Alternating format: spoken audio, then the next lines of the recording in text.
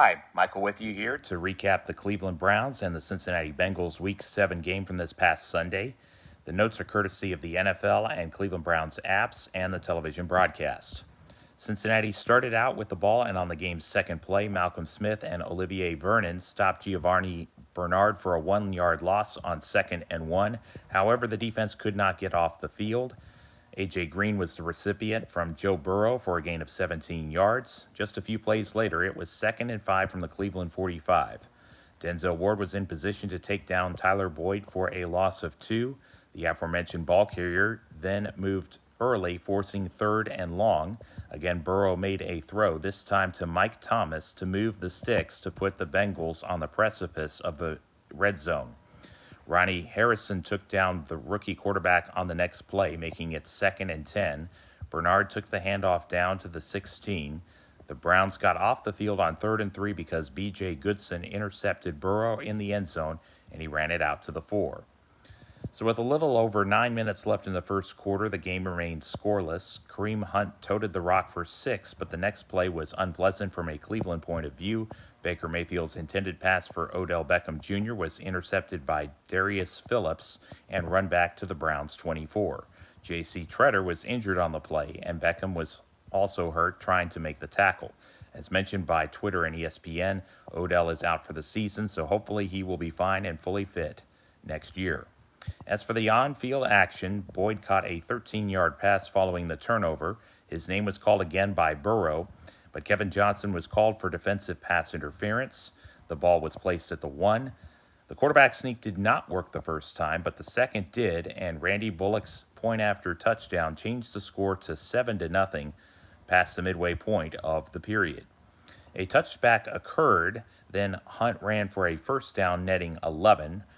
And then after another 5, Baker Mayfield threw back-to-back incompletions, and the Browns had to relinquish the ball.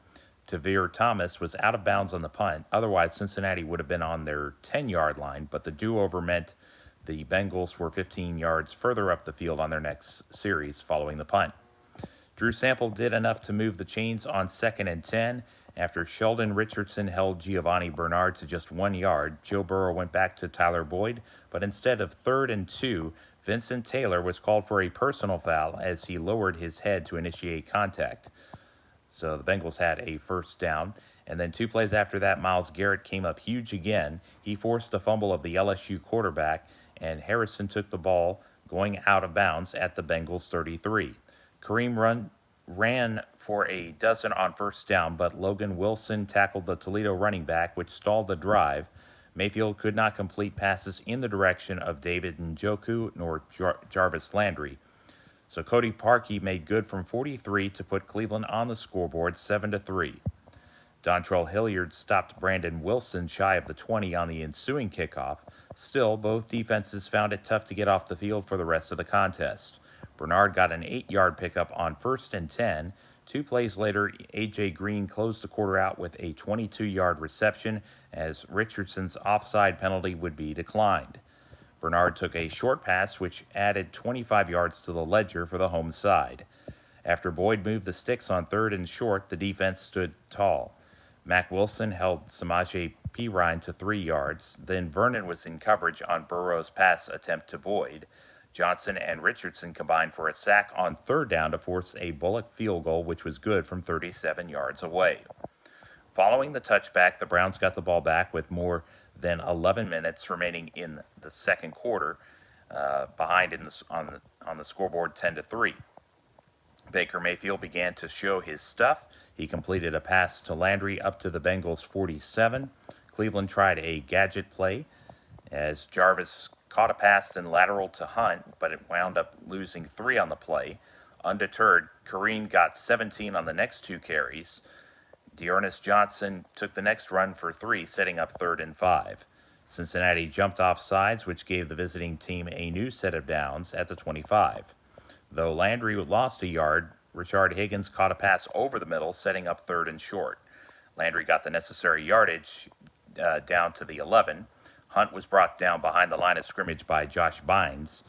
Baker went back to Jarvis as the connection went for 11.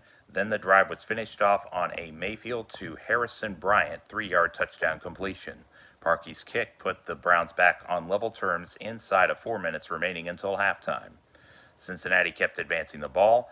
Bernard got good yardage on first down. Then on 2nd and 5, T. Higgins was on the receiving end on the next two plays of 7 and 27 prior to the 2-minute warning. Later on 2nd and 5 at the Cleveland 31, A.J. Green picked up a baker's dozen. Then Tyler Boyd caught a 9-yard pass. Joe Burrow found an opening to pick up the first down. Though Miles took down the quarterback, Burrow would hit Boyd for a touchdown on the next play with 15 seconds remaining. The Bengals would take a 17-10 lead into the locker room. Fortunately, the Browns received the ball to start the second half, and they would make the most out of it. Mayfield connected with Harrison Bryant for 35 yards to set the team up at the Cincinnati 40. Kareem Hunt gained 3. Then the ball went in the direction of Jarvis Landry for another 8. David Njoku was open for 4. Then after Hunt was stopped for no gain, it was 3rd and 6. Bryant's number was called, and Baker hit Harrison for 12. Cleveland stuck with the running game as Kareem picked up 7 on the next 2 touches prior to 3rd and 3 from the 6. Mayfield went back to Bryant for the final 6 yards, and Cody Parkey split the uprights. More than 9.5 minutes were left in the third, and the game was back to even. The Bengals utilized Bernard for 5 on the first play of their next drive. Tyler Boyd went out of bounds after a 16-yard reception. Drew Sample was stopped by Ryan Harrison after a 6-yard advance. After both teams committed a penalty, it was 2nd and 9 just past midfield. A.J. Green picked up the yardage required. Burrow lost the ball but picked it up and took the ball to the Browns' 37, setting up 2nd and 4. Then it was time for Cincinnati to draw up a trick play. Burrow tossed a backwards pass to Boyd. Tyler threw the ball to Bernard, which added up for 16. T. Higgins and Giovanni combined for 17 yards on the next 4 plays. After Boyd caught a 5-yard pass, it was 3rd and goal from the 4. Burrow lost the ball but got it back and threw incomplete, and Cleveland kept the opposition out of the end zone. Randy Bullock converted the field goal with less than 3 minutes left in quarter number 3.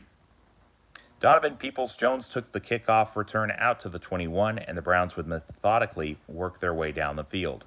Hunt and Landry had short gains, then Cincinnati was offside, giving Cleveland a first down by penalty. Kareem Hunt could not get positive yardage on first down, but would catch a pass for 6 on 2nd and 10. The fourth quarter commenced with a Baker Mayfield to Rashard Higgins 21-yard pass play. The duo linked up for another 21.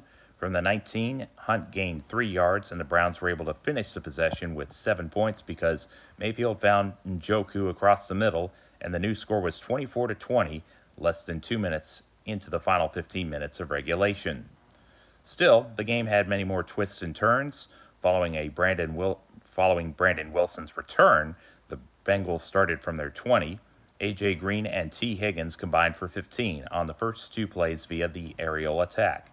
Sheldon Richardson took down Bernard for a tackle for loss. It was in vain because Sample advanced the ball up to the Cincinnati 46. 2 plays after that, Burrow ran for another first down despite the offsetting penalties. Sample's name was called again, and later Green, and eventually finished by T. Higgins. The Bengals were back in front inside of 9 minutes on the game clock. Peoples-Jones took the ball out to the 25, 75 yards away from where Cleveland would try to get to. Rashard Higgins made a 20-yard catch to start proceedings. Then it was back to the running game as Kareem netted 11. Jarvis Landry showed off his left hand as he successfully connected with Donovan Peoples-Jones for another 19. From there, Hunt was used both in the rushing and passing game for the final 25 yards to put the Cleveland Browns up 31-27 with less than 5 minutes to play. The Browns knew that if they could get one stop, it would put them very much in the driver's seat, if not seal the game. Instead, T. Higgins, Boyd, and Mike Thomas picked up big chunks to put the ball at the 23 of Cleveland. A false start and incompletion would not stop Cincinnati from executing offensively. Joe found Tyler for 9 on 2nd and 15. Then another pre-snap infraction for the Bengals created 3rd and 11. Burrow ran for the necessary yardage.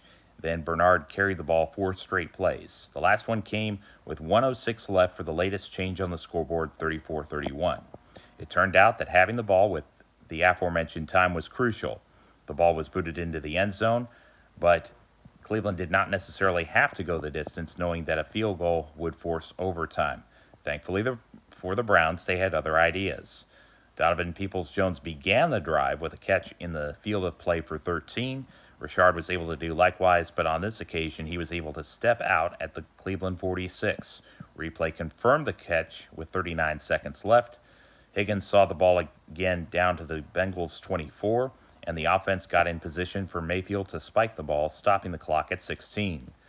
Then the game's biggest play occurred. Mayfield went to the near side of the end zone to Peoples-Jones with Phillips in coverage. Donovan made the catch with 11 seconds remaining, and the Browns were up 37-34. Parkey did miss the extra point, but considering how much time was left, it proved inconsequential. Cleveland had to defend a Hail Mary attempt from the Cincinnati 42. Carl Joseph was in position, and Ryan Harrison knocked it down in the end zone to preserve a big divisional win for the visiting team. In other AFC North action, the Pittsburgh Steelers held off the Tennessee Titans 27-24 to remain undefeated after 6 games. The Week 8 schedule shows the 3-3 Las Vegas Raiders and the 5-2 Cleveland Browns meeting in Northeast Ohio this Sunday at noon Central Time. Running concurrently with that game will be the Steelers and the 5-1 Baltimore Ravens in Maryland. Likewise, the 1-5-1 Cincinnati Bengals host the 5-1 Tennessee Titans. You can follow the North Texas Browns backers on Facebook by typing in North Texas Browns backers in the search box. Videos and previous entries can be found by typing Michael Balesta Roman numeral 2 on YouTube. I'm on Twitter and Instagram at mjbalesta2. At http://www.mjbolesta2.wordpress.com has the text form of this blog. And just a reminder that Preston and Frankfort is where the intersection is in Dallas. If you wish to come to the Irishman Pub and watch the Raiders and the Browns go at it this Sunday, again, it's at noon Central Time. All right. May God bless you and have a wonderful day. Take care.